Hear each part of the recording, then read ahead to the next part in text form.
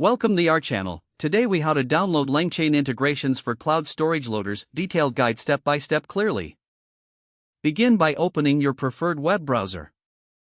Navigate to the official LangChain GitHub repository. Locate the integrations section within the repository.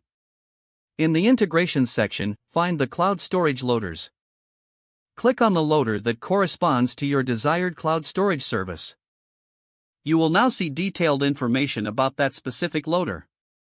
Take note of the installation instructions provided in the README file. Open your command line interface, such as terminal or command prompt. Ensure that you have Python and pip installed on your system. Type the command to install the necessary package for the cloud storage loader. Press Enter to execute the command. Wait for the installation process to complete. After installation, return to your code editor. Create a new Python file to begin implementing the integration. Import the necessary libraries related to LangChain and the cloud storage loader. Follow the usage examples outlined in the README for that loader.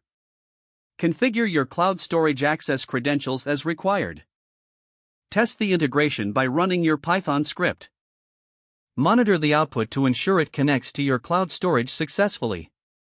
If any errors occur, refer back to the documentation for troubleshooting tips. Once successfully connected, you can start loading and managing your data with LangChain. Remember to save your work frequently. Explore additional features and configurations as you become more familiar with the integration. If the page does not load, refresh the browser or try again in a private or incognito window. Make sure you are using the correct email address, then retype it carefully to avoid small typos. If your password is not accepted, use the reset option and create a new strong password you can remember. Check your spam folder for verification or security emails, then complete any requested confirmation steps. Enable two-factor authentication if available to improve account security and reduce unauthorized access risk.